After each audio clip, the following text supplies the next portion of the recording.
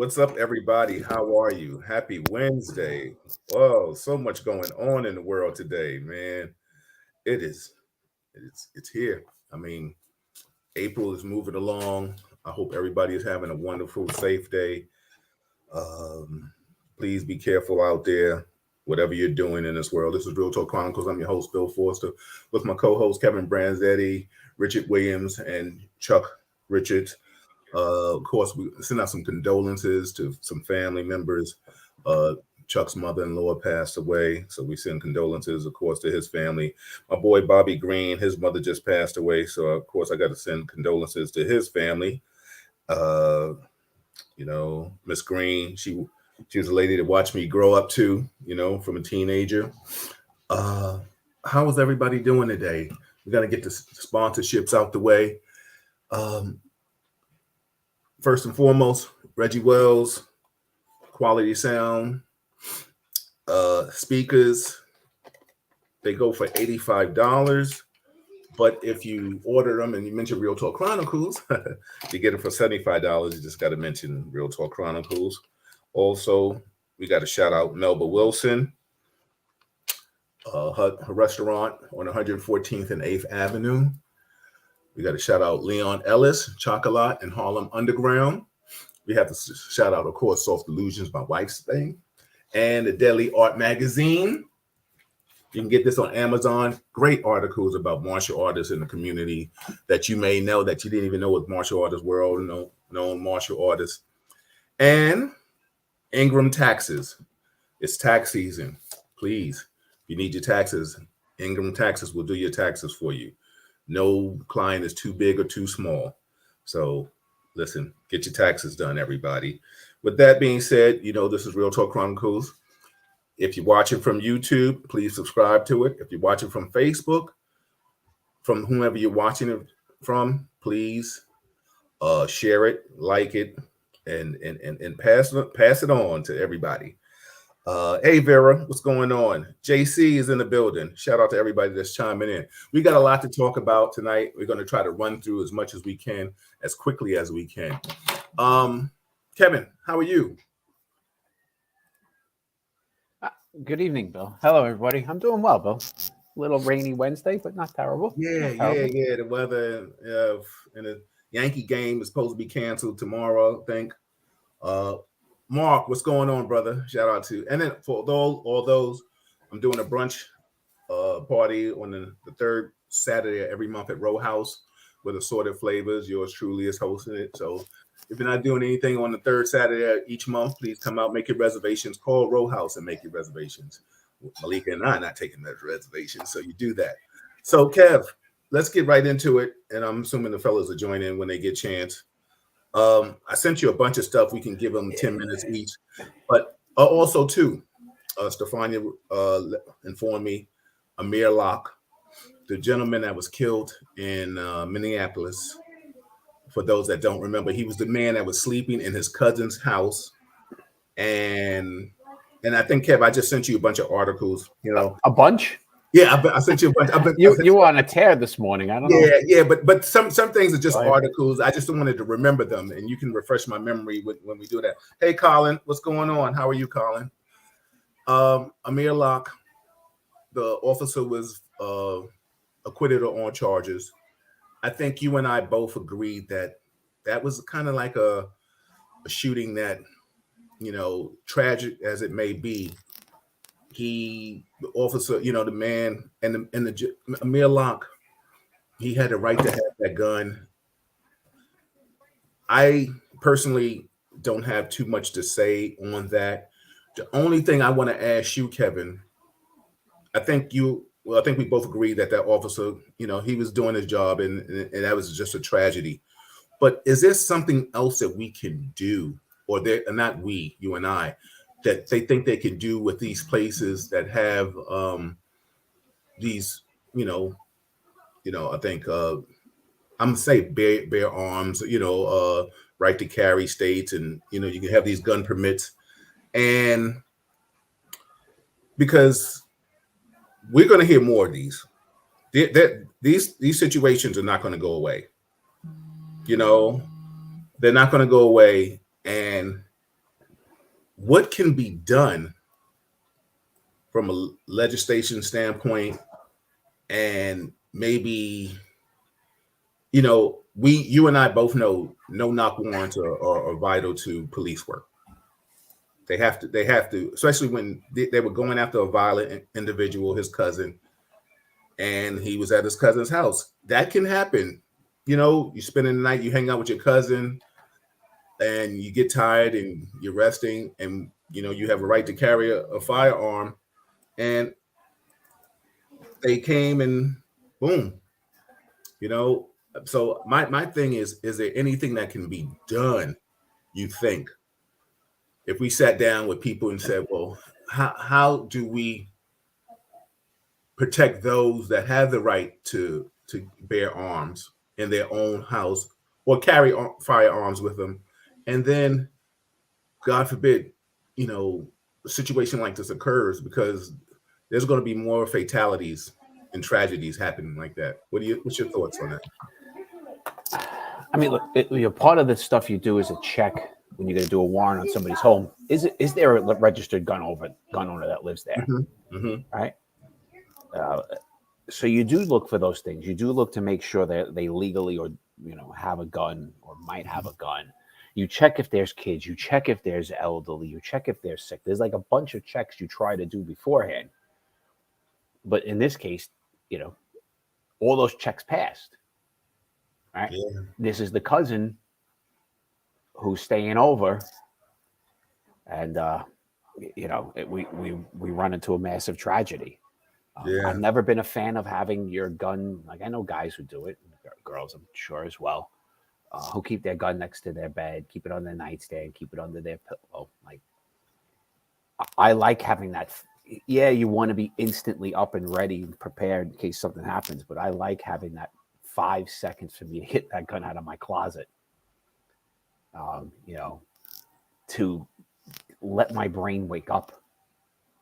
Right? Yeah. Like, there are lots of incidents where there are, we can go through tragedies that happen in people's homes and things where they shoot a family member, waking up. I remember laying in bed with somebody. I woke up in the middle of the night and she was gouging my eyes, right? In her sleep, mm-hmm. Right? I've known people who sleepwalk, right? Having a gun next to you is not the. I would say it's not a sound move, right? And I'm not like, don't ever take this as I'm saying something bad about Amir. The boy deserves to be alive, right? That's not what I'm saying. It's an ill-advised way to keep your firearm for anybody. But I don't know if there's anything else you could do. What else do you I wish we like powers, super weapons that, like, the second you see a gun, I could shoot something at somebody and it really 100% disables them. All right, we've shown enough time. How often does the stun gun fail? Right. How often does that taser fail? You know what's so funny? It's just almost like, how do you tell somebody in that is a licensed firearm carrier where to keep their gun in their house? And you know what I'm saying? Because you do. Like, Bill, when we were trained in the academy, you were taught where to keep your gun. Where were you taught to keep your gun at home? In the safe or lock it up? You were taught. Yeah. You're as licensed as they're going to get. Right. We were definitely taught where to keep those. Where we were taught, and it might be that we're taught a little bit more about the tragedies that happen. Like, they taught us about, the gun in little kids, and how, what little kids will do when they grab a gun, because they can't pull the trigger. They face it towards themselves, so their thumbs are stronger, and they can pull the trigger, and that shoots themselves. Like, we were taught lots of things, and it was kind of beaten to your head.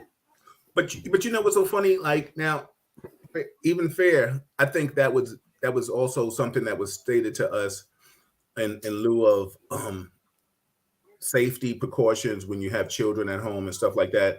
Oh, also because we know with this job, if our wives or whomever that's there and they pick up a gun and they shoot it, we're going to get in trouble, because they're going to get us for failure to safeguard. Now, Malika and I, of course, we're married. We live together. My gun is near my bed. If God forbid, somebody boomed my door, because living in the city, living in the suburbs, living anywhere, and we know this from mistakes. Now, everything they did wasn't a mistake. We know this from mistakes, and everybody understand what Kevin and I are talking about. And like I said, we send in our condolences and prayers to the Amir Locke family, but we're just trying to see if we can find another solution that can prevent this situation from happening. Shout out to the sponsorships. Ingram Taxes is in the building.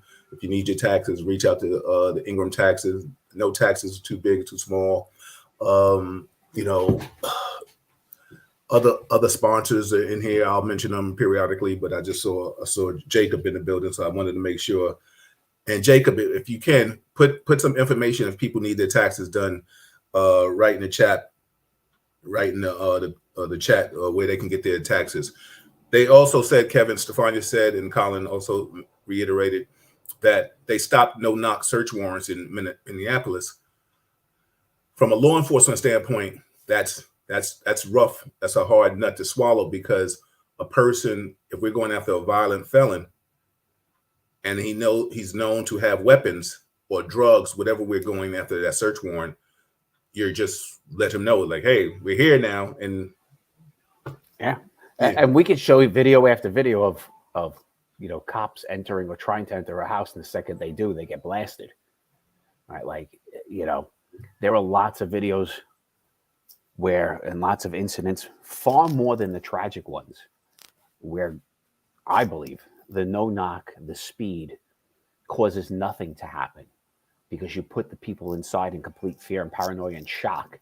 They don't have time to react. That's the goal. You don't want them to have time to react and do anything. If they don't react, everybody's safe. When people have time to react, it changes. And like I said, I could show you lots of videos of that happening, where the person's prepared, and they go get their gun, and they know it's the cops coming, and they're blasting. They're not going down. Right? It's my third strike. I'm fighting my way out kind of attitude. Right. I like Princetta just said, they also suggest purchasing a weapon with the magazine disconnect function if you have children. I mean, she's a former correction officer, so I mean, and I know she has children, but what did you do with your firearm? Do you take the magazine out?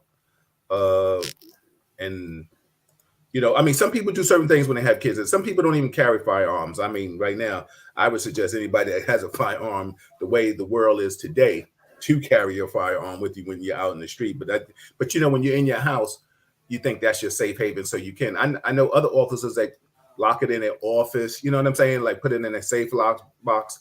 Just because when they come home, they want to just discard all that, law enforcement stuff. Stefani said, I think sound judgment must be used, because unfortunately anything can happen.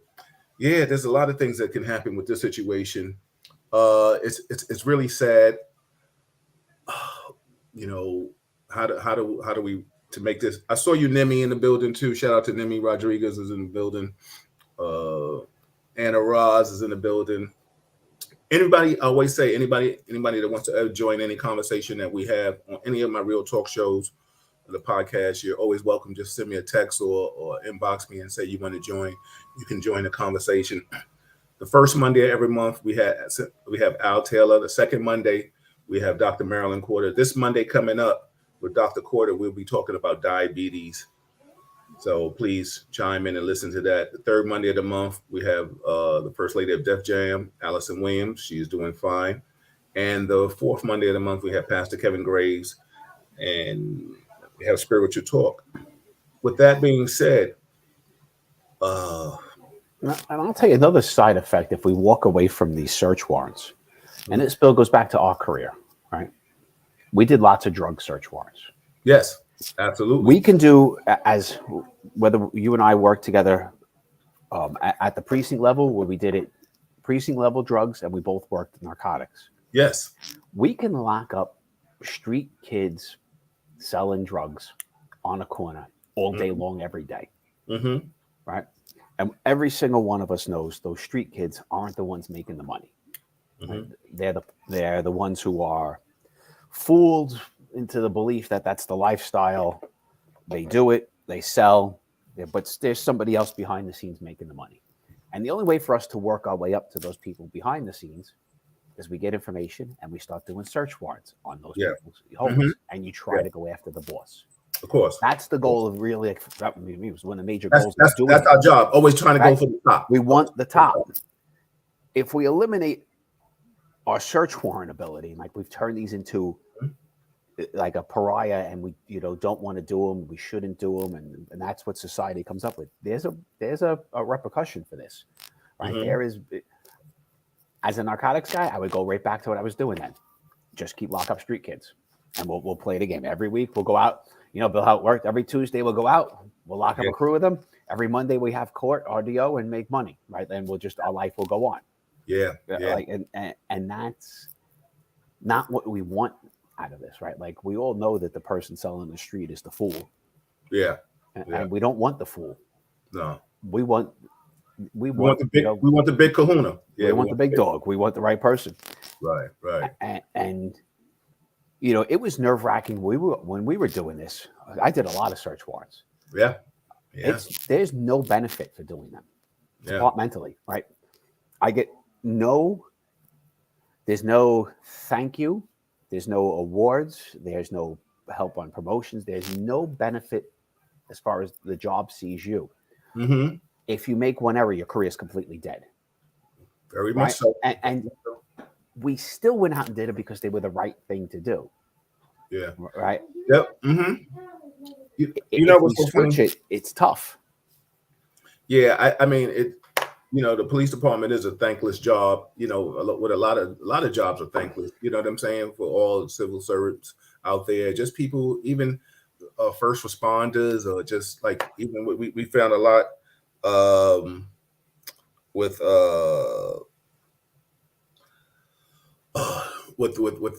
people working in the hospitals and stuff like that during the COVID things. A lot of people were very, it was thankless positions. That's why when people were doing the 7 o'clock going out, banging on pots and clapping, that was a way to try to show their appreciation. You know what I'm saying? But it's crazy. I see my man Reggie Bullock in the building. I just want to give him a shout out, extraordinary historian. And Reggie and I will be doing a special interview with Reggie and Michael Sledge on his documentary. So that's coming up. Reggie, I spoke to Mike last night, and we got to come up with that date, so we can have that interview. So just shout out to everybody. Reggie Bullock, he has an awesome documentary on YouTube. Reg, if you can, type it in the chat so people can see it. I implore you all to look at this man's work, and we're going to hook him up. Junior says, I use a fingerprint lock box inside the drawer next to my bed. I get that. What's so funny? Everybody it's like almost it's like a catch-22. If you prepare for the break-in, you want to be ready. You want your gun accessible to you. If God forbid somebody breaks in your house, if you're waking up in a stupor to look for the key to unlock the gun, the thing like that, it's just a crazy situation. Like I said, it's unfortunate that Amir Locke was at his cousin's house that night, and they did a search warrant. Can we blame his cousin? Like, you hot. Your name is hot in the streets and things of that magnitude. You just committed a crime, and then your cousin comes over to stay. He should have said, listen, cuz tonight's not a good night. I got a lot of heat on me. It's not a good night to stay over here. I love you. You my man, and stuff like that. But is this the clip? You're going to show it again? Yeah, I figured since we're talking about it, we should. Yeah. All right. Yeah, let's show it again. Let's show it again. So, go ahead.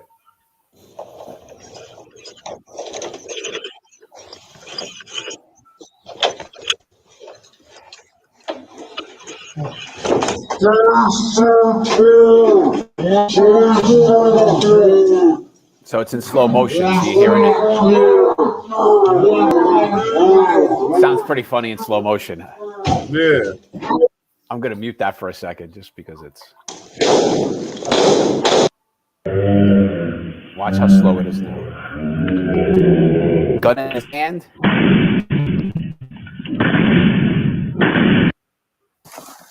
All right, I think this is real speed. Please search for it! Please search for it! Please search for it! Hands! Get on the ground! Get on the fucking ground! Yeah, I mean, it's pretty quick. It happens pretty fast. And Kev, I think the first time can you you and I slow it watched down it, one more time? When they get absolutely. when we get to that point where Amir Locke is bringing his gun up to protect himself. Yeah, you'll see it in the second slow-mo. It shows it really well. Okay. Let's and I think you and I was surprised the first time we watched this on how well the cops actually yelled out. Police search warrant, police search warrant. Like they checked all the boxes on this. They really did. You know, and even they shot him. It wasn't 50 rounds. Right. Like it was, that gun dropped right back down. Yeah. I will tell you, this is one of the best ones I've ever seen training-wise, right? Like, I mean, it's horrible with Amir, and I don't want to say that about him. It's not about him. But I'm saying as far as, like, they're in uniform. Executing of a search warrant. Screaming police. The guy pulls the gun, faces towards him. They fire only, I think it was only 2, could have been 3 rounds. Yeah. And they stop.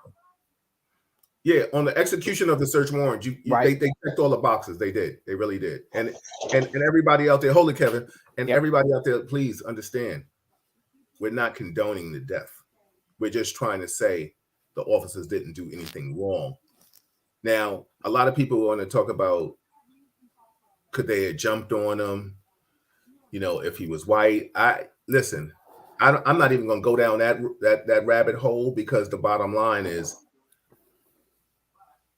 I can't say from this video that these officers had prejudiced intentions with this young man.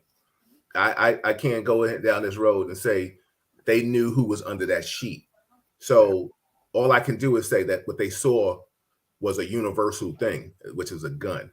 They were looking for a violent kid with a gun. Right. It wasn't even like, I mean, this kid had done a couple of shootings. His social media showed him with guns all the time. Like, he's a thug. I don't think that's an arguable thing. Yeah. So that's in their head, right? We're going after a killer. Yes, absolutely.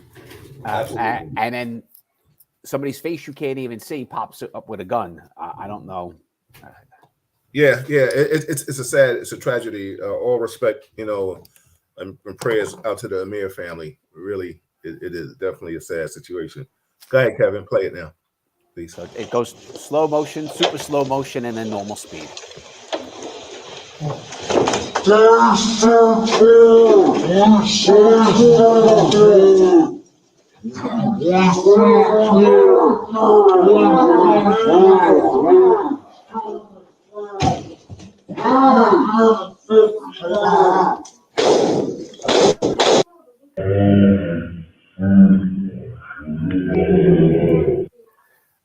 Right there, the gun in his hand.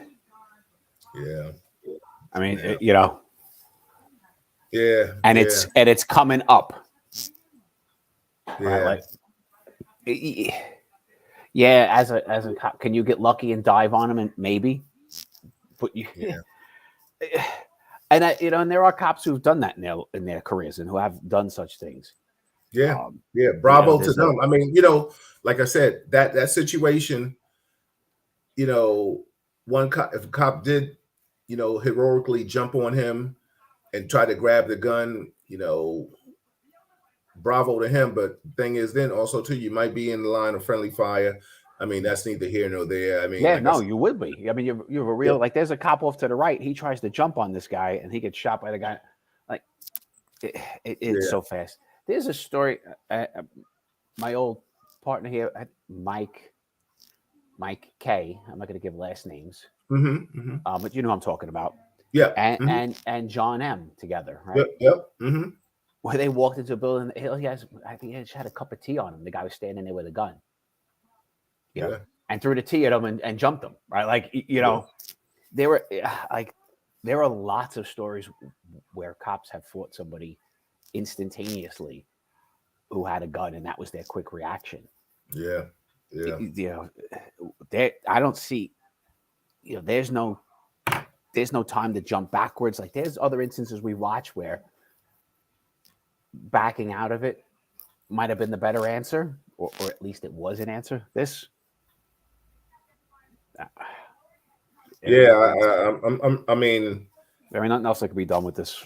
No. Everybody, what's your thoughts, comments? This is Real Talk Chronicles. I'm your host, Bill Forster, with my co-host, and we're just talking about the situation. The officers were acquitted in this case. Like I said, Kevin and I, from the standpoint.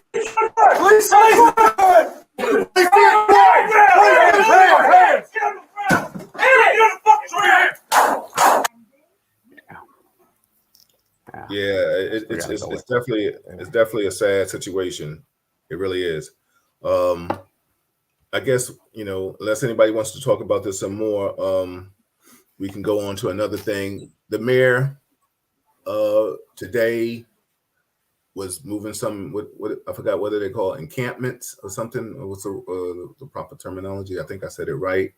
And I know some people were protesting, saying that the homeless where are they putting the homeless? I don't know. The mayor has stated that what's unfair is that the homeless are living in cardboard boxes and in feces infested areas. We need to find a place for these homeless individuals first and foremost. But I think from a quality of life situation, I don't know if anybody really feels that the homeless should just camp out wherever they want to. The littlest thing, we can call it an eyesore. I think from that kind of standpoint, I'm not going to sit here and say the homeless are causing predominantly a lot of the crimes. I just came off like the 135th Street Bridge, and you got two guys out there. I'm assuming they're homeless, panhandling, and it's like they're working together. One guy goes in the middle lane and one guy goes on the outside, and they're both out there trying to get money. And I don't know what they can do with the homeless people in New York City. Everybody, like I said, this is Real Talk Chronicles. I'm your host, Bill Forster. The co-host, Kevin Branzetti. The show is one of the sponsors is the Daily Arts Magazine. I'll be mentioning sponsors throughout the show. Kev, what do you think they should be done about the homeless? It's always been a tough one, right? Tell me, when was the last year we didn't talk about what do we do with the homeless? What do we do with the homeless? There are tons of agencies, organizations, nonprofits who throw benefits, who put money together. And we have tried 100 things, or we've tried nothing over the years. Nothing has worked. Right. Because the homeless is not a single problem. It is you talk to 50 homeless people and you got 50 different reasons why they're there.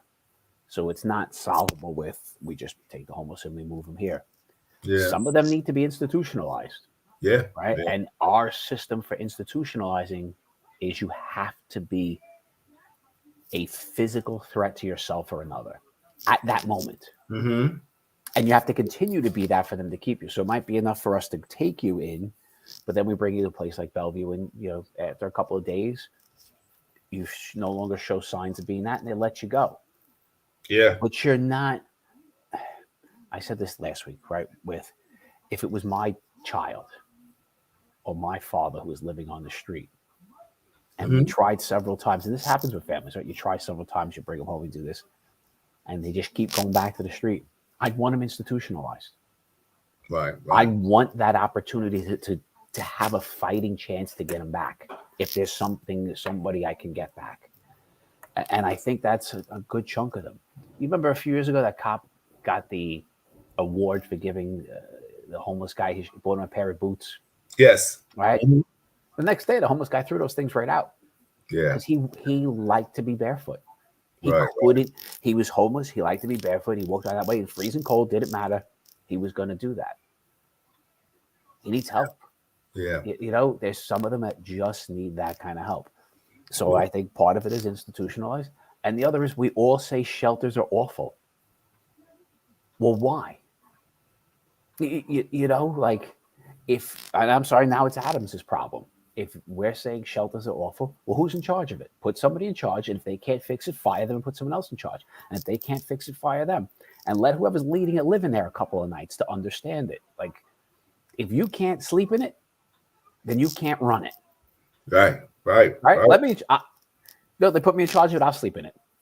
Yeah. Yeah, and we'll learn quick. You and I run it, we'll learn real quick. Is it good? Yeah, Is because it bad? What has to be done? you know, because you know what's so funny. What I will say is that even if it went to, you know, you hate to say private sector, nonprofit organizations, because the bottom line is, here I am thinking, don't tell me there's not jobs, because if that's the case, then hire people to work in the shelters as security and roam up and down while they're sleeping to make sure, you know, not so sense of, I mean, you got security for clubs, you got security for restaurants, you got security for everything. You can hire people, train them to get them security license, how to work with the homeless, have psychiatrists and doctors on staff. You could have two doctors a shift or whatever they need to be, and even if it's like well, just what it is, a shelter, that to make sure you have more people working. Because if you're telling me that the shelters are this bad and then the homeless people are in fear of their lives, then there's a big problem. And I'm saying this is what we hear, that there's a big problem. And then who are we, like you said, who's running these things? Who's running these shelters? If the city's running the shelters, let's put somebody in charge of homeless outreach and whatever the company is or the title is of that situation, and make sure that they handle the situations to the best of their ability. Like you said, keep running them all, you know. Let me just read some comments. Stefani said, I think the deeper issue isn't about where to put them, but more so what are the resources available to them to get them out of homelessness. Very good point. Comments, questions on that, Kev? No. I think the resources are there. Look, there are a ton of nonprofits. There are a ton of things, and it falls in that category of you got to spend the money up front to get the benefit later on, right? That homeless who's out there, we don't take care of them. You know, do they get more sick that we have to have them hospitalized? We have those cold nights where we have to forcibly take them off the street. You know, do they become more, you know, mentally ill? Do they deteriorate and then they do something violent and then we're paying a different price? Like, you know, the not having resources and not having money to me is complete garbage to me. Like, you know, we pay a lot of taxes in New York City. They have a massive budget in New York City. There's a ton of money. There are a ton of nonprofits that would throw in to help. So I don't buy into we don't have the resources to do it. Right. Colin says, and everybody, I always say this, we always extend the olive branch to anybody that wants to join the conversation. You're more than welcome to do that. This is Real Talk Chronicles. Your host, Bill Forster, with my co-host, Kevin Branzetti, and we're sponsored by Reggie Wells, Quality Sound Speakers. We're sponsored by Soft Illusions Art Gallery. Colin says, why did it take residents in a New York City Housing Authority building complaining to 7 on your side for NYPD to respond and evict a homeless man who was living in the public hallway for 2 years? Tenants were complaining for 2 years and NYPD did nothing. You want to take the first shot at that, Kevin? You know, this is brand new. It's recent. You know, what are you supposed to arrest him for? Right? Like, where do you remove him to? If we can't prosecute him, right? If he's trespassing, at best you could say. So he's trespassing. We don't prosecute those anymore. So the cops can't arrest him for trespassing. And if he's not a threat to himself or others, for him, from a cop perspective, what do you do? Right? I am with you. I don't want that guy in my hallway. Right? You don't want to have to walk past that every day. Is the person mentally stable? At some point, are they going to do something wrong? But what are you supposed to do? Yeah. We live in we've changed the rules these last 2 years. We've gone to a rule of like most low-level offenses will not be prosecuted. Right. And trespassing is one of them. Trespassing is on that list. They're done. Yeah. We used to arrest people all the time smoking crack in your hallway. You lock them up. Yeah. That's gone. Yeah. Yeah, you're right about that. And it's so funny. They're having a similar problem like that in my building, in my sister building. And, people are coming to me like, yo, Bill. And I'm like, listen, first, I'm retired. You know what I'm saying? If I confront these cats right now, it's not the days of yesteryear where you could tell somebody, listen, get out the building, I'm law enforcement. They'll be like, so now you're playing with my emotions and you tested my street creds. You know what I'm saying? So is it worth it to even get involved in these situations? So all you can do is keep calling 911 and see what they can do, because put the pressures. And this is when we go back to talk to your legislators and your politicians and your community people, please. And Colin is a big advocate of this. He goes to his community board meetings and stuff like that. These are the things that you have to do in your communities, and hold the politicians and go to the community board meetings and state these things, because we all know the wheel that squeaks the loudest gets the most attention. So that is something that you definitely need to do in stuff of that magnitude. Let me read some more comments. Vera said, let's start with the lack of affordable housing. Many civil servants can't afford to live in New York City anymore. The thing with most of the programs that offer rent assistance only last for a few years.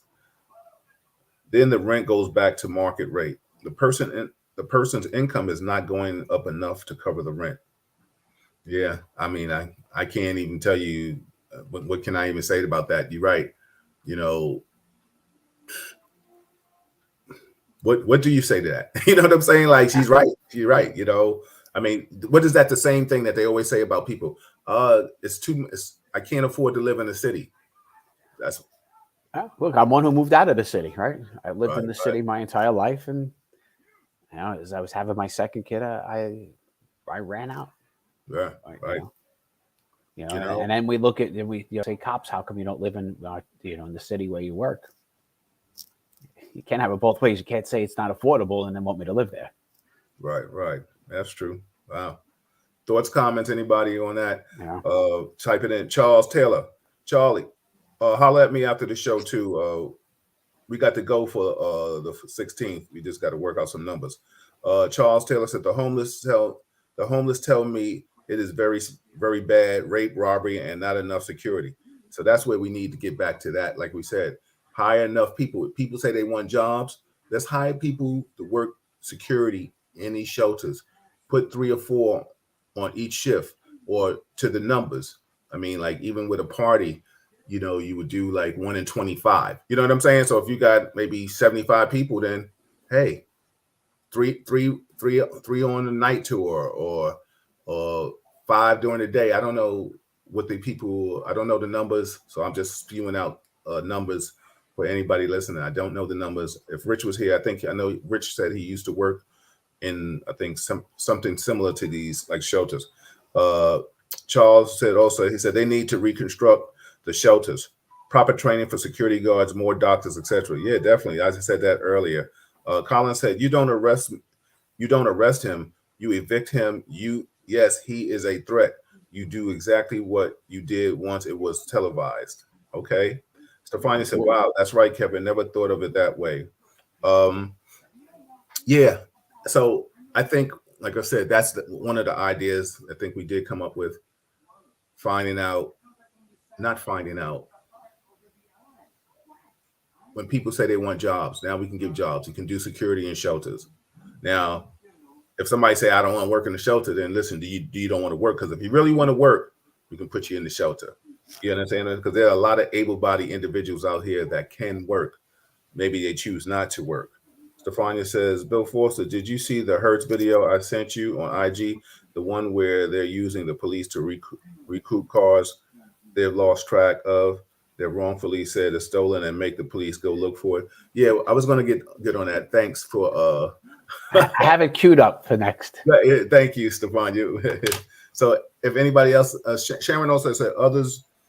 She said others do go into shelters. Some shelters are like apartments. That is something also too to think about. Yeah. Darren Joseph is in the building. I see you, brother. Let's see who else is in here. Jennifer, how are you, sis? Yeah, so let's cue up this the Hertz thing, because now Hertz, this is a whole big fiasco, and I think I sent you something. So go ahead, Kev. Let's play this one. Yeah. You know, everybody, this is Real Talk Chronicles. I'm your host, Bill Forster, with my co-host Kevin Branzetti. If you like it, share it, please. Subscribe to it. Tell people it's Real Talk. This is one place when we keep it real all the time, man. All right, let's look at this Hertz thing. Paid for 37 days in jail behind it. Hertz is being accused of reporting their car stolen while paying customers are driving them. Some are even being thrown in jail for months. I'm Justin Carter. This is TSR Investigates.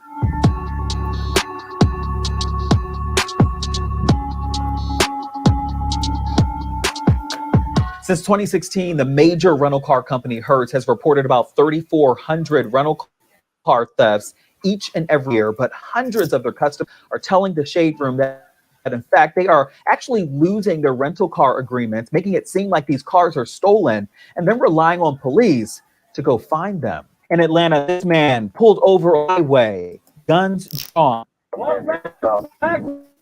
Oklahoma City, this former officer detained at a gas station. He had up a rental car from Hertz an hour earlier. Sir, are you in that Nissan with the... Yes, sir. Body camera video obtained by CBS News. It shows the officer looking over the rental agreement. Well, I'm trying to see where the actual car is that shows this specific car.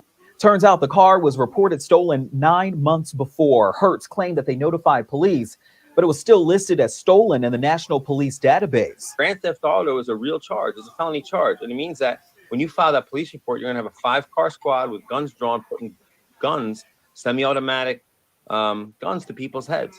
Francis Malafie is the attorney representing close to 300 people who filed lawsuits against Hertz in the last 6 years, most of them Black.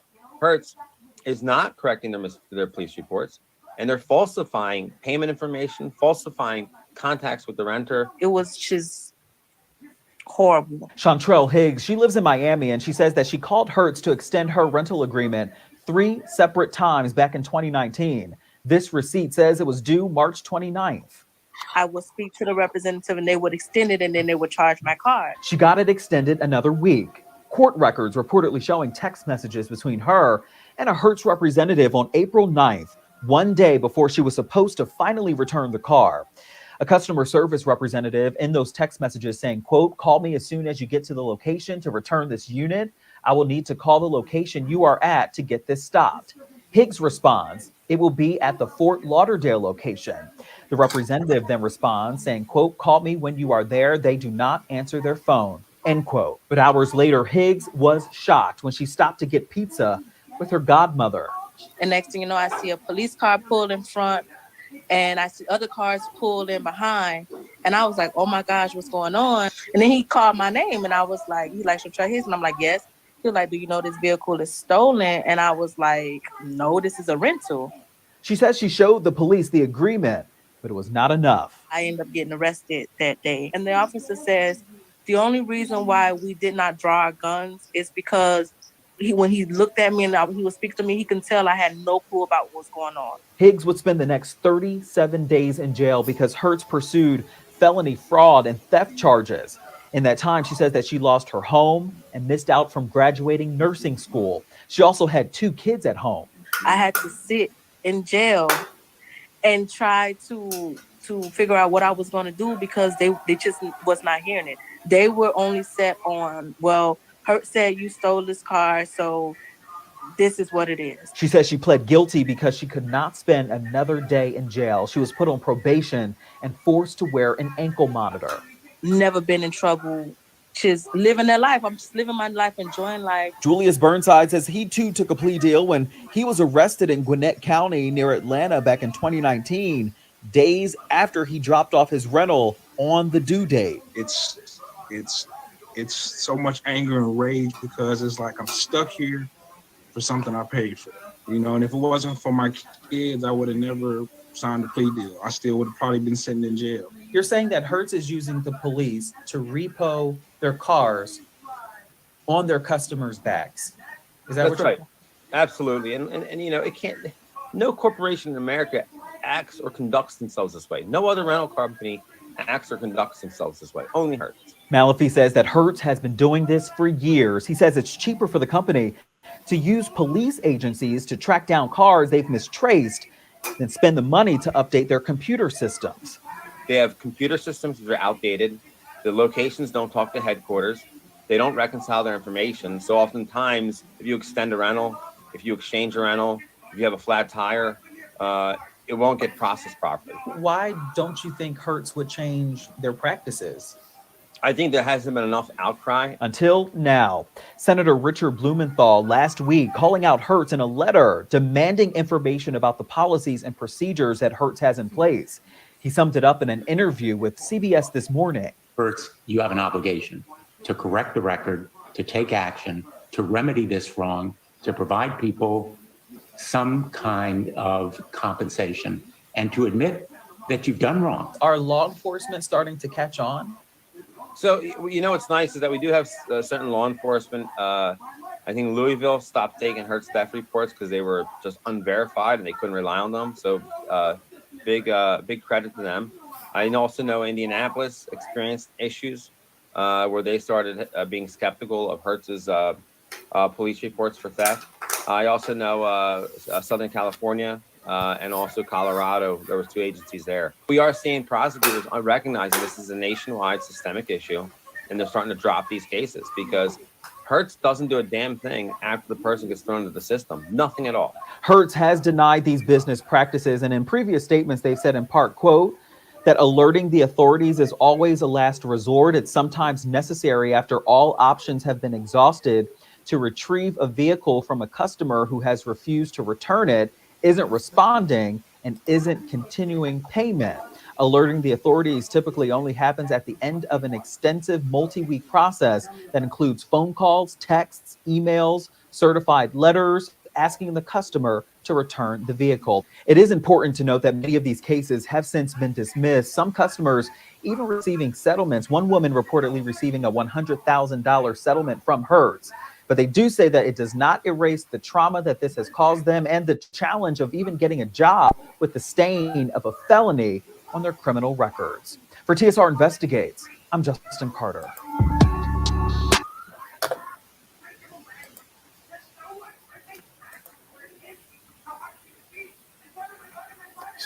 So in New York, we don't take those as theft. They're unauthorized use of a vehicle. So they're categorized differently, right? Like you rent from Hertz, it's due February 1st. It's a week later, you haven't returned it. You know, they don't have anything on file. They keep charging you. They can file with us. It's unauthorized use. It's not theft. It's a lower charge is what we use here for those things.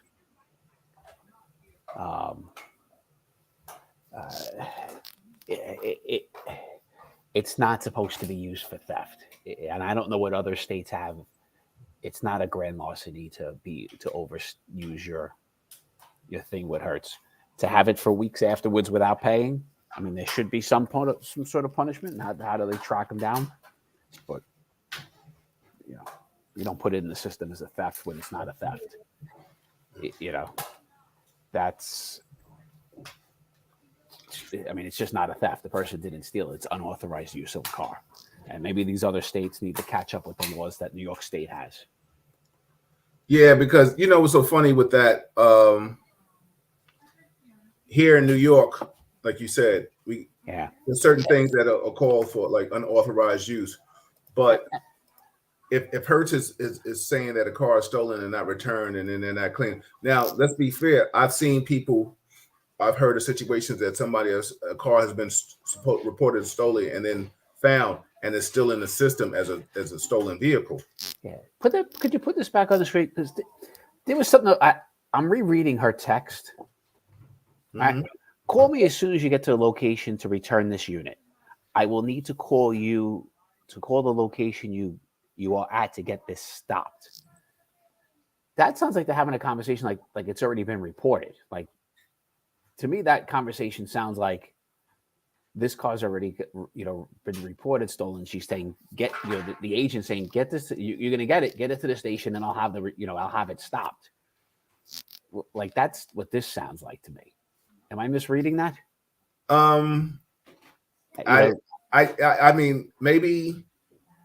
mean, maybe she's talking in lieu of that.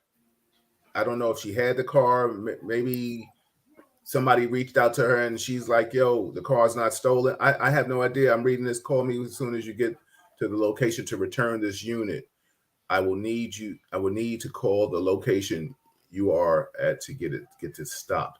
Now, I don't know who she was talking to at first. She said she's talking to this is in the news thing. She said she's talking to the Hertz agent, that she was texting with the Hertz agent when she was on her way to return it. And that's when she got arrested. She stopped for pizza on the way. I'm reading this into me. Look, there's clearly text missing and we don't have the whole thing.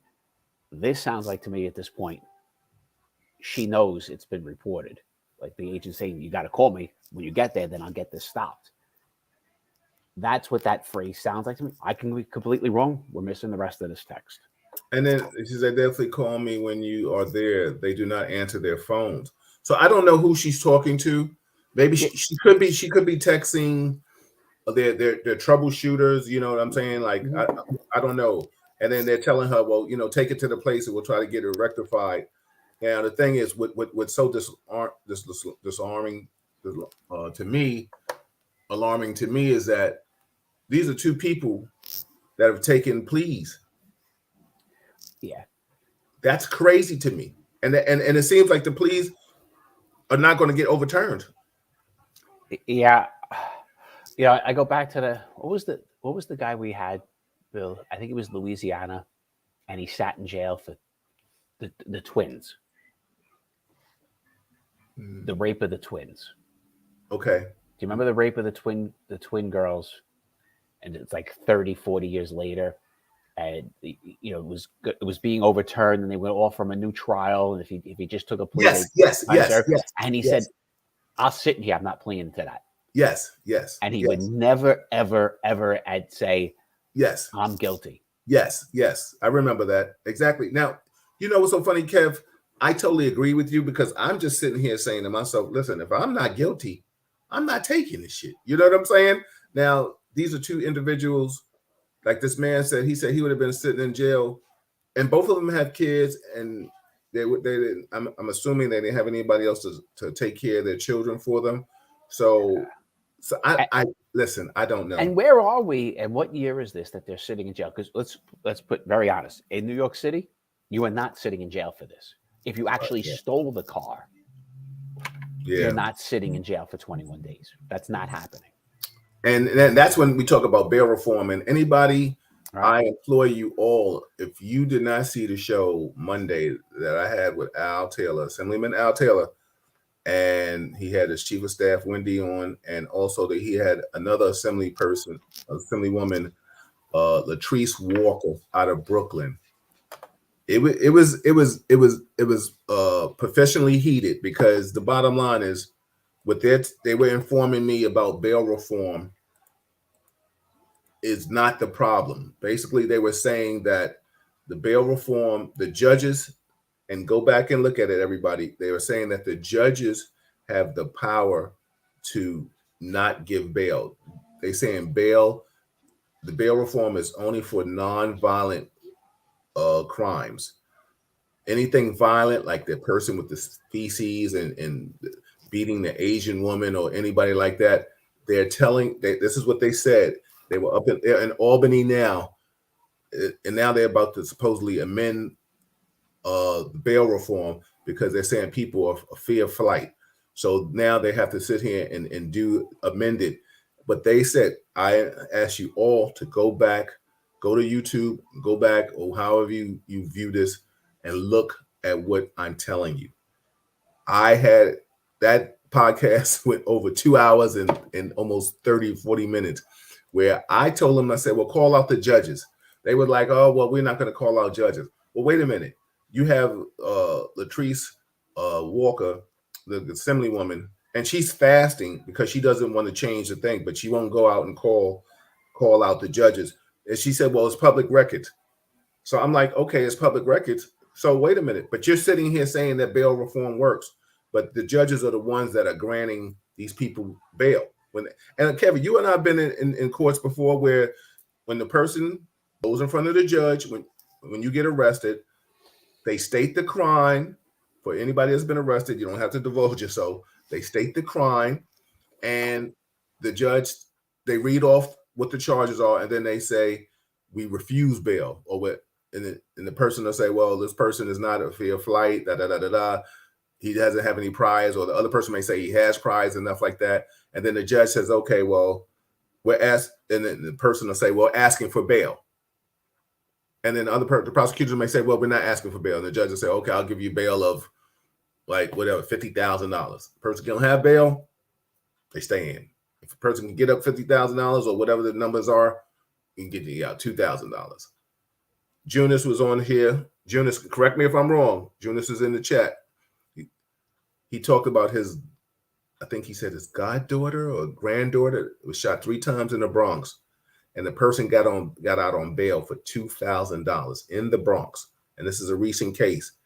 So when I heard that story, I asked Al and I asked Latrice, I said, if you're saying that bail reform works and the judges have the right to keep violent criminals in jail and they're letting them out, why don't you throw the judges on the carpet? Oh, we don't want to do that. I didn't understand that. They're talking about we can't sit. So all they keep telling us, they was telling us on the podcast Monday, everybody educate yourselves. Well, that's what we got you for. You're the legislators. You're the politicians. You're in office. And you're telling us to educate. Yeah, now I get it. We're supposed to read. I think Stefania, correct me if I'm wrong, right? We was having this conversation. For anybody that saw Monday's podcast, it blew me away, the shit that I was hearing. It really did. I was not happy. I wish I would have came on Monday because I would have gotten into a fight with them. Yes. That's not, Bill, it's not factually correct. And I think that's a difference of somebody who doesn't work in the law, in criminal law, right, trying to explain it is not true. You know, that guy with feces, absolutely it's not bail eligible. 100% not bail eligible. Just not. It's not a violent. It's not considered one. It's not a violent crime, and it's certain violent crimes. It's not all of them. It's not gang robbery. That's not in there, right? There's violent crimes that burglary.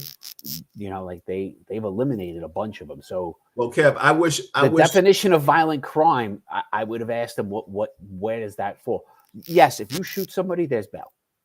Right, like there's bail, and then there's good judges and bad judges, and there are judges who will be like, "Oh, he's 18, he made a mistake," and there are some awful judges, and that we've always dealt with. This is taking the opportunity for good judges, reasonable judges, to do their job. So I'm gonna have to.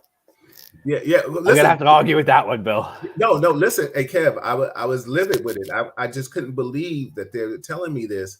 And Latrice said that the guy, he got released from the Bronx, and then he went to Brooklyn to try to do the same thing. And I was like, yo, wait a minute, you're not holding him. You put an article out the other day on Facebook about. I think it was somebody was defending the bail reform that it's worked, and they went through a whole bunch of stats and numbers. That was Al Taylor. I tore that thing apart. Oh, I didn't write in that. I need that article. I'll put it up and I'll show you how false those numbers are within the article. Yo, listen, it was such a play on words. It was awful. Yo, Al Taylor sent it to me. I posted it because we were going to talk about it. So listen, What's I that wish. one? What was it called so I could find it while we're talking? It was just in the Daily News the other day. As I read some of the comments. Let me I'll see. look for it. Sophania said, she said, LOL. She said, no, he was saying that we should not take what we see on TV as the whole truth and do our own research. I know he was saying a lot more. I was getting in. Sophania, he had me so hot. You know what I'm saying? You know, anybody that was watching Monday, you could tell. I'm telling you, I couldn't believe what I was hearing. And then to hear people tell me that they weren't going to call out the judges. And they was like, well, y'all can call them out yourselves. It's public record. Yo, are you kidding me? Vera said, I don't want to leave you out, Vera. She said, Hertz should do a lot. Hertz should do like other corporations, upgrade your computer regularly, donate your old computers to nonprofits or schools. If done on a regular basis, the computers that they don't want to be out to date. Listen, I tell you one thing. I bet you Hertz don't have no problem running that credit card. You know what I'm saying? So they got a lot of fandango with their ass. Sharon said they extended their use and she paid exactly. Oh, that's what it is. She extended their use on that. That I think that text, Kev. She extended her use, and she paid for it. I guess she was talking to somebody. She said it's not even unauthorized. They do not have a good computer system about Hertz. Let's go ahead. I would re-listen to that. I can't get the Daily News articles. It wants me to register. Yeah, exactly. So if somebody can get that, but maybe next week we'll get it for next week. But the numbers in there are just like off the top of my head. We'll make sure we'll bring that article up. Yeah, we'll bring that up. What do we have? Let's cue up something up. Everybody, this is Real Talk Chronicles. I'm your host, Bill Forster, with my co-host, Kevin Branzetti. And this show is sponsored by Leon Ellis Chocolate Restaurant and Harlem Underground. And it's also sponsored by what would you like, bud? Ingram Taxes. There isn't any taxes too small or too big. They will do them taxes. He put the information in the podcast. So if you need taxes, please reach out to him and let him know you got it for Real Talk Chronicles. It's also sponsored by the Daily Arts Survival Magazine. You can get that magazines on Amazon. Please get those magazines. It's a good read. It definitely is. Also sponsored by Soft Illusions Art Gallery, Reggie Wells, Quality Speakers. Everybody, I always say you're always welcome to join this podcast. If you want to join good conversation and have good conversation, right here, we're just trying to do a lot of solution, problem solving. But nobody's calling Bill and Kevin to the table to sit down and talk to us. No, they're not. So we have to sit here and talk to you and tell you what we feel and give you a chance to sit. Listen, tell your politicians that, listen, it's time to talk, man. Kevin, what you got next?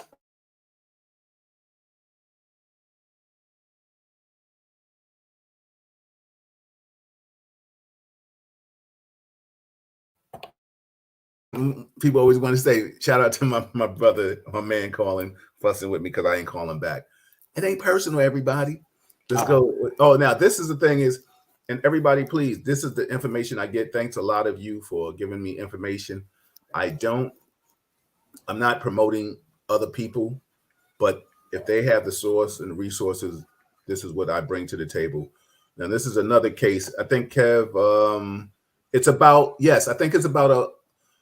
a hotel worker gets into a fight with a person at the hotel, and the police come and lock up the hotel worker. So let's cue it, Kev. You ready? I haven't seen this one yet. No. Hang on a second. Go ahead.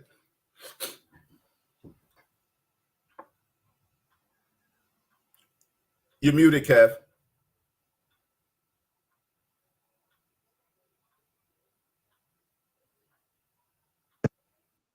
At hotel, you have to tell a guest to leave because of their racism.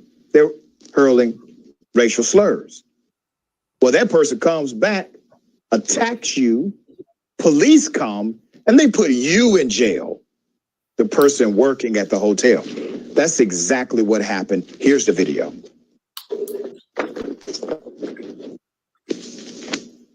This is a Best Western employee in Florida, okay? He has been attacked by a racist guest. You're seeing the attack right there. He's being attacked because he told the individual, you have to leave. We will not tolerate your racism. But when the police come, they don't arrest the racist man at the Florida Best Western. They arrest the black man who was the employee exercising the authority he has been granted as it relates to guest protocol. Isn't that interesting? I got some background to this. Okay. It's a damn shame. Let's put up a picture of the man they arrested. Okay? After he was kicked out of the hotel for spewing racial slurs at Raymond Racial, the Best Western employee, Jason Robbie, re-enters the property. He rushes through the door and pushes through the front door, desk, security gate to attack the employee. The employee fought back and was able to pin Mr. Robbie down, holding him in a headlock for several minutes until the police arrived. Stand-up situation, all right? Non-lethal. He was able to handle it. He did it. Boom. Police get there. A hotel guest who saw the fight ran to the employee's defense and waited for the cops to arrive. Great. Good people here, all right? You got a racist guy in control. You got an employee who has detained them temporarily. Police are coming. You got another guest, say, hey, buddy, I'm gonna help you, all right? We'll wait this out together. Police on the way, okay? The officers immediately approached the Best Western employee, the man of color, push him several times as he visually references the security tapes, letting them know all you gotta do is look at the security tape, okay? They decided to steal handcuffs. Let's put his picture up again. That's this man. They put him in handcuffs, right? The event occurred in January, is now being questioned by the civil rights attorney activist Ben Crump. The employee was arrested and charged with disorderly conduct and resisting an officer with violence. Isn't that something? The officer who wrote the report said that he ordered Mr. Rayshall to back away from the man and that the Best Western employee was not compliant.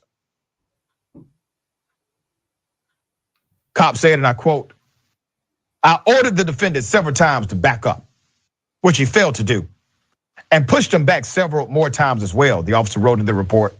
The defendant then with his arms pushed me back. I then attempted to place the defendant's arms behind his back when he tensed up his arms and upper body and was holding his arms in front of him, resisting officers' efforts to handcuff him. Well, damn it, I would have resisted you too. I would have resisted you as well, okay? Not once is he shown resisting arrest in the security footage, all right? Just didn't happen. Let's go to the next spot. Arrest of the footage of the arrest. Okay.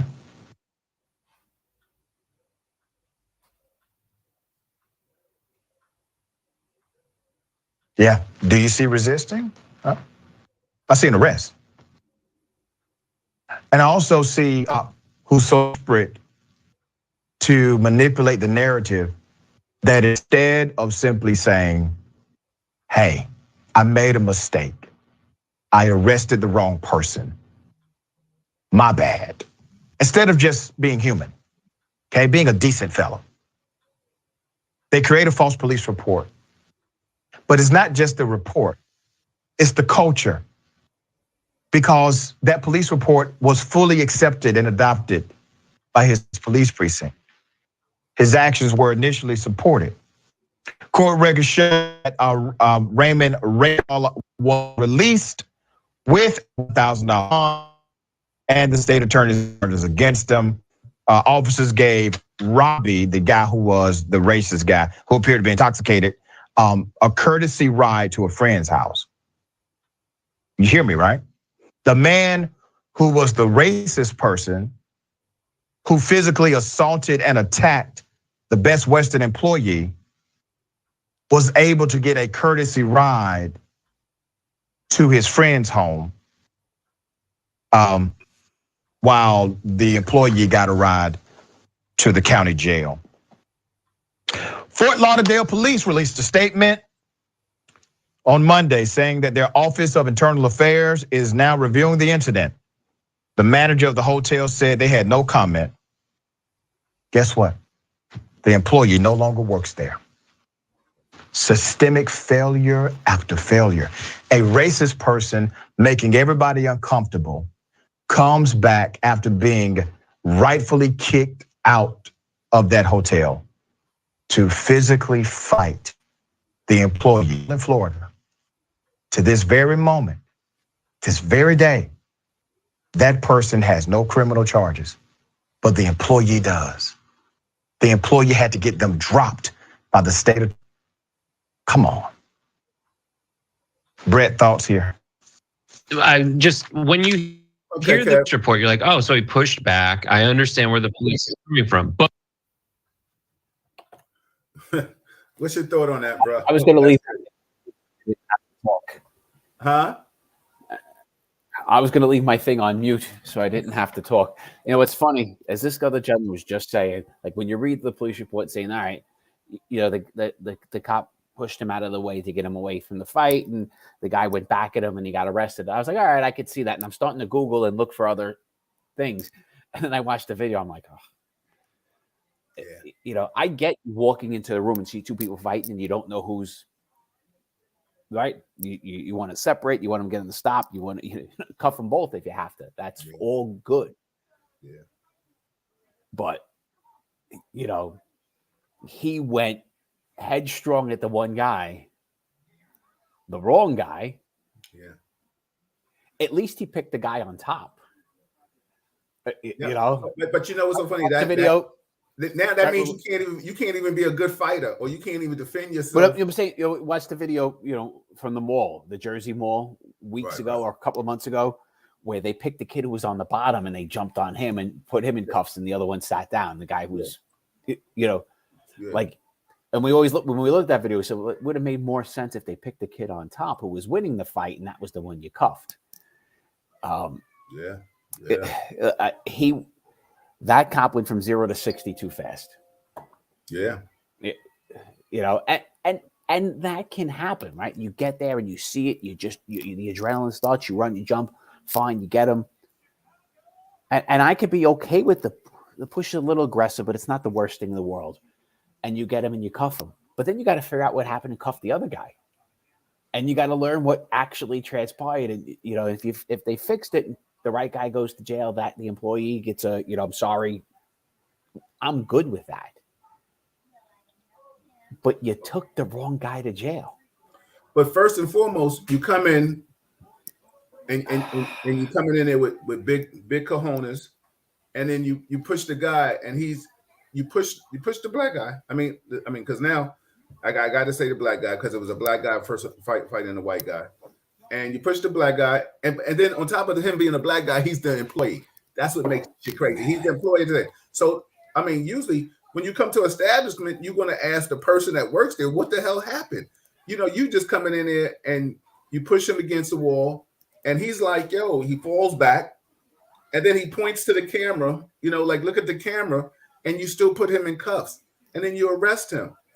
See, you know, Kevin, as hard as you and I try, especially you, when it comes to trying to be fair for Caucasian officers, not all, so because there are some great officers, and you're one of them. I will stand by you. I know your work ethic, but the bottom line is this is why people sometimes, no matter, you can do 10 good things and they'll take this one thing right now. But like you said, that officer, he just came in, and then the female officer, she just as ass backwards as the male officer because she's following his lead. And then you arrest him and take him out. But then you have a witness there that says, a white witness there that says, yo, he's right. I don't even blame her initially, Bill. Like if I walked into the thing and you would go together and you're going at it with a guy, I'm gonna help you. Like we're gonna get that guy cuffed and we'll figure out the rest afterwards. I get her. And I said I get. Yeah, look. Let's even watch how it's. I'm gonna put it back on. Yeah, please do. When the This is cop why, gets there, like people saying, like, yo, this is why I'll never move to Florida, B. Because all they'll find out, they'll be like, yo, this dude got a podcast and he talks shit sometime. Yo. Look, your name's at least Bill Foster, and you could say that wasn't me. It's some other Bill Foster. Exactly. Like, I can't say it wasn't me. Like, you know the Kevin Branzetti dude. Like, yo, he's on top of this kid. Now he's pinning him down. He's not even hitting him now. I get it. Like you show up, there's a fight, you got the guy on top. Fine, right? Like, but look, he's coming in. But check it out. He's coming in with the guy that said that he was in trouble. Like, but look, he doesn't know that at that point. But you see the guy in the back. Yeah, but the cop doesn't know who's the bad guy at this point. And like I said, you get the guy on top, right? That's the guy you want to get first. I get that part, right? You want to get him separated. Can you scroll back a little bit? I just want to see him walk in and see him and push. Just scroll back a little. Okay, here we come. All right, now he got the guy now, right? He's holding it. He's coming in with the other guy. The cop. Now, if the cop was in such a rush, he didn't rush to get the guy or the rush to see him fighting. He's pushing him. Yeah, and if he's yelling, "Get back!" I mean, where's he going to get back to? You tell me. He's going to go through the like. There's no place to get back to. He's trapped in a corner. They cuffing him, and look at this clown over here. He's pulling his shirt down. Go back a little. Play it one more time. Everybody, listen. This is Real Talk Chronicles. I'm your host, Bill Foster. If you like what you see, please share it, subscribe to it. Real Talk is sponsored by Soft Illusions Art Gallery. Ingram Taxes. Listen, I ordered the defendant several times to back up. Listen, man. He's trying to back him up through a wall. Again, we're in an open area. I order you to back up. You don't move. I'm going to order you to I got no problem with shoving him, right? Like I don't. It wasn't the best tactics, but like I said, you still can fix this. Like you still could walk away from this and it's okay. But you can't. Like you said, Rock, it's in Florida. Curtis said, thanks for sharing these issues. Much needed. Thank you. Mark said, too fast. What happened to Tamir Rice? Thank the heavens he was murdered. It seemed like, yo, this is just crazy. Mark said, in this case of white privilege, I think absolutely. He meant, thanks to heavens he wasn't murdered. Yeah, he wasn't murdered. That's what exactly. Mark said, and lost his job. Yeah. This is America in 1867, not 2022. Yeah, man. A lot of this is looking crazy. I got to say, so I'm watching. All right, in the corner, I'm going to go back a little bit. Watch the clock. It looks like it's sped up. So I'll go back a little. Like this is not in, we're watching this in fast. 2, 3, 4, 5, 6. That's faster than a real count. See that, Bill? Right. But look, right, stay right here. Everybody, all RTCers, listen. I'm trying to and watch. He comes in. Go back a little bit. When he comes in, this man stands up. He's not. He's not. Yeah. He doesn't even have to break this fight up. He stands up with his on. I know, but you see that, there's no need for that. And I have a little issue with the news agency right here. Right, that's a little disingenuous that they sped up the camera. There's enough to worry about here. We don't have to. But why watching it faster makes it look worse, right? Seeing everything go that quick makes it look. I think it makes it look worse. Maybe. I got my kids' soup on. I gotta get that. All right, go ahead. Yeah, but Kevin, play the videos. Kevin, go back all the way. Play it all the way. Yeah.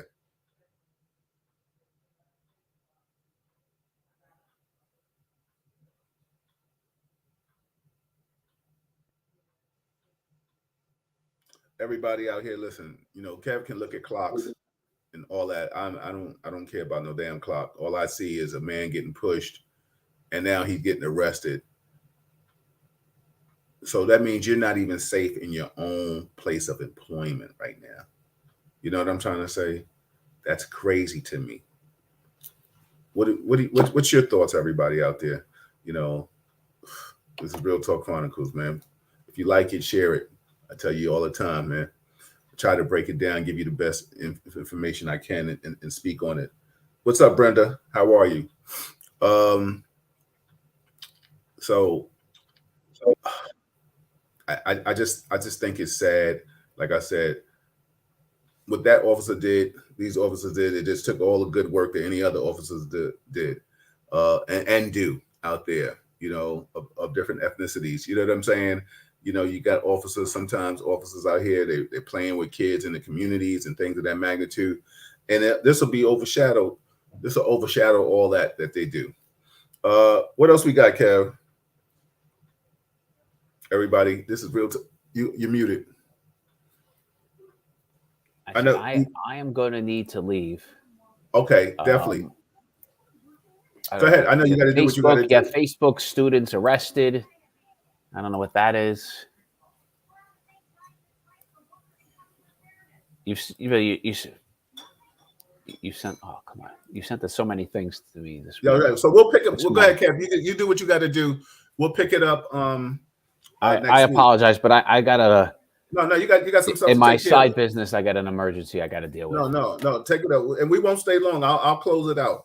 Thank you, brother. All right. Take care of that. Everybody say bye. Everybody, have a good night. So everybody out here. This is what we still see. Mark said the other thing, guys. Those people in the certain places can't afford to hear the truth, and the truth is what you're providing. I'm sure those people who play that politics game can't afford to call folks on the carpet. Keep doing what you do. Real talk is absolutely true. Thank you, Mark. Yeah, because everybody, I didn't get, like I said, please go back and look at Monday. Monday was really. I might even try to put it up. I'll put it up tonight. I'll put up the YouTube clip of it. Go back and watch it. Al, Latrice, they were just like, yo, we're not calling anybody out. Do your own homework. What's that dog that Scooby-Doo? I'm like, what? I couldn't relate to it. Thank you, Stefania. Thank you. Yep. So, we're trying to cover all these bases. We're trying to handle all these situations. People got to do your due diligence and stay. It's almost like you can't whip somebody's ass now and be right.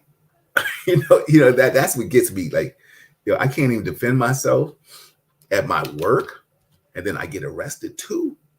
Like, oh my God! Like, what more do you want me to do? Hey, Eunice, how are you? So please, you just got to be careful. What's going on? We had a lot of content tonight. Kevin had an emergency, so he does have the footage of all the stuff that we wanted to have. This means you just have to come back next week and pick it up. But like I said, please, this Monday coming up, we have Dr. Marilyn Corder. She's coming on, and we're going to talk about diabetes. For those, I'm a diabetic. I don't know how many of you out there have diabetes. She said something to me the other day because she had it on her show. And I was listening. She said sometimes people that have high blood pressure can eventually get diabetes or have like on the cusp of having diabetes. I didn't even know that.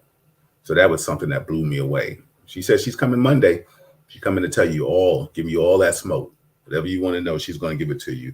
So I ask you all to share this content, please. Let me just run some stuff down to you all. Sponsorship is picking up, and I appreciate all the love. I appreciate all of you that watching and listen to it. I just want to run down some of the sponsors before we get out of here. I try to get them all in as best I can and as much as I can, and without singling them out one for the whole show. So I just try to keep giving them all the love that I can give, because if you believe in me, then I believe in you, and I'm going to give it back to you. So, if you want quality speakers, Reggie Wells has some quality speakers. Reach out to him. They're good speakers. They go for $85. If you mention Real Talk Chronicles, you'll get them for $75. We also have my wife's business, her art gallery, her and her mother, Soft Illusions Art Gallery. Calendars, a bunch of stuff. Paintings, the painting behind the wall depends on what kind of abstract art did you like. It's right there. You can support that. We have the Daily Arts magazine. This is the next edition coming out is phenomenal. And I know a lot of these people. I've been in the martial arts for a long time, so it's my honor to know a lot of these people. This is the last edition. I was in the one. I have them all. I support this man, and they support me, and it's a beautiful thing. I was in this edition, so if you do ever want to read about me, you can get these magazines on Amazon. And then the number one martial arts magazine right now in the world. We have Ingram Taxes, giving you something that can help you with your taxes. They do taxes. No person is too small for them to do taxes, too big. Celebrities, anybody, they'll do your taxes. Good people, Ingram Taxes, reach out to them. They put their number in the chat and you can find them. If you want good restaurants in Harlem that support Real Talk Chronicles, you have Melba Wilson on 114th and Frederick Douglass, 8th Avenue for the Harlemites. Go there and mention Real Talk Chronicles. You have Leon Ellis, Chocolat, on the 120th in Frederick Douglass, 8th Avenue. And he also has Harlem Underground, his clothing line. The store is not there anymore, but you can order all your clothing apparel from his store. The 16th, for those that know, I used to do events. I'm starting up a little again. We were doing brunch parties before the pandemic, and we got shut down, of course. And, I always said I really wasn't going to promote too much anymore. But the one thing about the brunch party, it's grown and it's sexy and it's really fun and I enjoy it. And the DJ is off the chain. And I teamed up with my guys, Assorted Flavors. And Row House, April 16th, 1 to 8. Come make your reservations, call Row House. If you don't want to eat, you just want to come by and have a drink, want to meet, hang out with me and Malika, more than welcome. Come by. We'll be there from 1 to 8. It's brunch. Wear what you want to wear. You're the beauty. We call it Beautiful People Brunch Party. That's April 16th and every third Saturday of the month. So with that being said, hey Star, long time no see. COVID pushes up your A1C. Exactly. So, well, good, please. She told me to definitely tell you thank you, Stefania. She said she gave you a lot of stuff. So as you can see, Dr. Corder is big on the CBD. She has me taking it now too. That's my big cuz. So sometimes I gotta play my position. Everybody, this is Real Talk Chronicles. I'm your host, Bill Forster. Please share it. If you're on YouTube, subscribe to it. I appreciate you. I thank you for all the support. Thank you for taking your time out of your day to be with me for, we tried to go 2 hours, but tonight we had to go a little short. I don't know where Rich was tonight. Brenda, where was Richard at tonight? Shout out to Reggie Bullock that was in the chat tonight. Phenomenal documentary he did on Michael Look Up Sledge, part of the Sledge Corporation. I will be interviewing them. We just got to work with the dates. So I think I've ran down everything. Thank you all for the support. I appreciate each and every one of you. I try to shout you out and try to give you all your love. Stefania said, them gummies she sent me are fire. Perfection, that's good. Mark said, they just might need to open downstairs for you. They offered that to me too. So it probably by the summertime, Mark, June, we'll probably open it up, definitely. But it's going to be lit. I'm getting all nice responses for the reservations and stuff. So so we're going to have a good party. Hope to see y'all April 16th. Everybody, I'm Bill Forster. This is Real Talk Chronicles on behalf of Kevin Branzetti, Richard Williams, Chuck Richards. Like I said, please send Chuck your condolences. And for all those that are celebrating birthdays today, happy birthday. You know, them days around the sun are more appreciative than when we was younger. So take care of your health, watch your back, be careful. And there's some stuff I might be working with NYPD on safety and domestic violence. I'll keep you more abreast of that when everything comes in. Good night, everybody. I'll talk to y'all later.